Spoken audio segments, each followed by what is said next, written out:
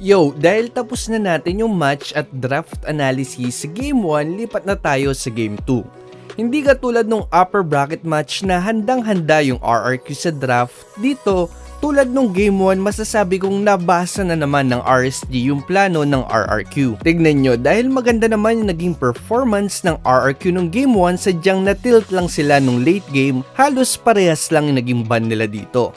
Respect ban sa funny ni Demon Kite, tapos 1-1 na sobrang OP ngayon. At saka pinalitan lang nila yung Karina ng Esmeralda na talaga namang pinahirapan sila nung Game 1. Pero baka may sumpa na talaga yung RRQ sa Esmeralda kasi etong ban na to din yung magiging dahilan kung bakit sila mauutakan ng RSG. May intindihan nyo mamaya kung bakit. Lipat muna tayo sa RSG dahil masaya sila sa naging takbo ng draft nung Game 1. Kaya same ban lang ulit yung gagawin nila dito. Respect ban para sa Franco ni Bean, Ling ni Albert at Claude ni Skylar. Same lang din yung magiging first pick ng RRQ dito para kunyari same lang yung magiging draft nila. Pero balak talaga nilang agawin yung Bea ni Eman tulad nung ginawa nila nung Game 3 at saka nung Game 4.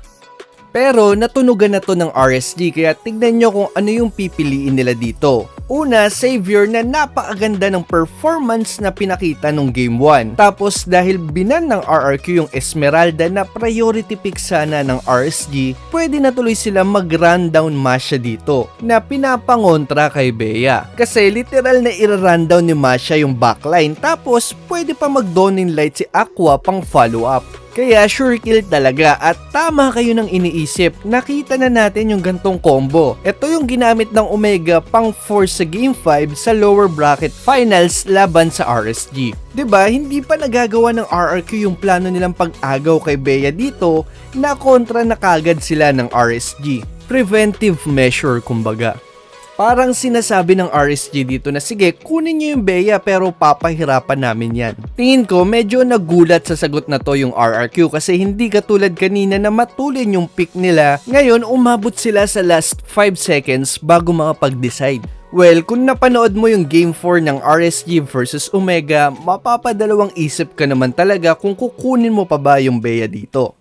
Pero in fairness, ang ganda din na naging sagot ng RRQ dito, given na hindi nila inaasahan yung draft na to. Hindi na nila kinuha yung Bea pero katulad ng preventive measure na ginawa ng RSG sa Bea, kinuha naman nila yung Eve na talaga naman nagpahirap sa Bea ni Eman nung Game 1. Tapos inagaw din nila yung Karina ni Demon Kite na napakagandang move para ma-disrupt yung draft ng RSG. Masyado na kasing nagiging smooth yung draft na to para sa RSG kaya kailangan talaga nila maglabas ng something na unexpected. Which is dito yung Karina. Kasi hindi pala yung Akai yung magiging jungler nila dito. Tapos, denied pick pa to para kay Demon Kite. Tapos yung RSG naman, syempre kahit may Eve na preventive measure para kay Bea, hindi magdadalawang isip yung RSG na kunin si Bea dito. Bakit? Simple lang, mastery. Isa to sa strength ng RSG, hindi sila pumipili ng hero na hindi nila na-practice. Mamaya mas maiintindihan nyo to. Ngayon, lipat muna tayo sa ban. Nag-carry ban dito yung RSG na pa, ha? Bakit ka din ba? Diba kaya-kaya namang gulpihin ni Bea lalong-lalo na sa laning si Kari? Tama ka naman dyan at malalaman nyo mamaya kung bakit nila binanto kasi set up din to para sa ipipick nila. Tapos syempre, i-retail ban din kasi tulad ng sabi ko dun sa Game 1 draft analysis natin, pansagot talaga ng RRQ yung i-retail kay Bea. Tapos yung RRQ, same ban lang ulit nung Game 1. Angela ban na mas may sense ngayon kesa nung Game 1. Napakagandang kapartner kasi nito ng rundown Masha. Tapos Cho dahil wala pang hero si Light. Eto na yung dahilan kung bakit nila binan yung Kari kanina kasi kukuha sila ng Barats bilang jungler. Ito nga pala yung raffle natin today. Kung bago ka lang sa channel natin, namimigay ako ng epic skin, emote, name change card at saka starlight kada mag-upload ako ng video.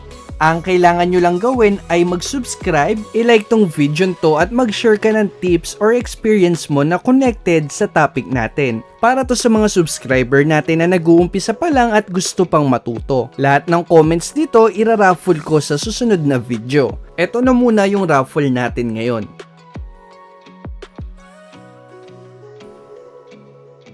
Ang mapapanalunan mo ay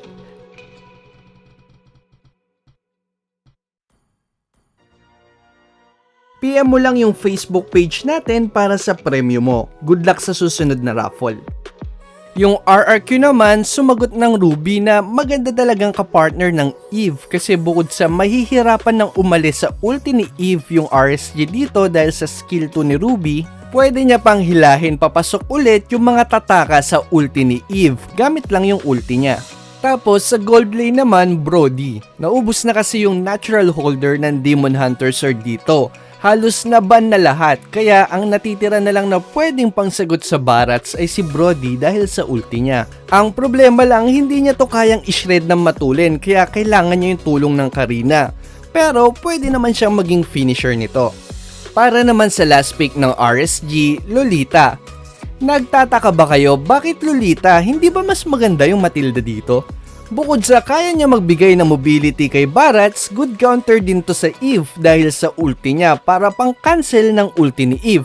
At kayang-kayang ilabas ni Matilda yung mga kakampi niya sa ulti ni Eve. Tama ka naman dyan, para sa akin si Matilda din talaga yung best pick dito. Kaso kasi tulad ng sabi ko kanina, hindi gumagamit yung RSG nang hindi nila praktisado. Hindi katulad ng ibang bansa, matagal nang nawala sa meta ng Pinas yung Matilda. To the point na nagiging conditional pick na lang siya nung MPLPH playoffs, which is ilang buwan nang nakakalipas. Kaya tingin ko baka hindi na siya ganun kapraktisado ni Light. Naalala ko kumuha din ng Barats yung RSG nung MPLPH playoffs. Pero Cho naman yung pinartner nila doon. Ito yung nakakatuwa sa RSG kasi hindi sila sobrang dependent sa meta. Mas priority nila yung mastery nila sa hero. Tingin ko, ito din yung dahilan kung bakit kahit choke na yung hero ni Emma nung upper bracket match nila sa RRQ, hindi natin nakitang nag-irritil si Eman. Kasi nauso lang naman yung irritil nung naggamit na to ni Lemon. Dahil hindi nila praktisado, hindi nila ipipilit. Gusto ko lang i-point out to kasi marami akong nakikita sa rank game na masyadong nabubulag sa meta.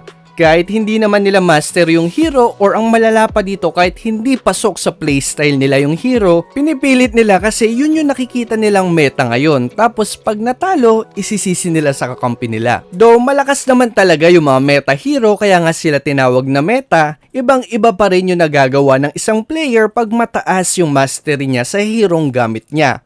Kung yung RSG nga mas prina-priority yung mastery over sa meta, bakit ikaw hindi? Yun na lang muna sa ngayon, same drill ulit after nito, match analysis naman yung next video natin. Salamat sa panonood.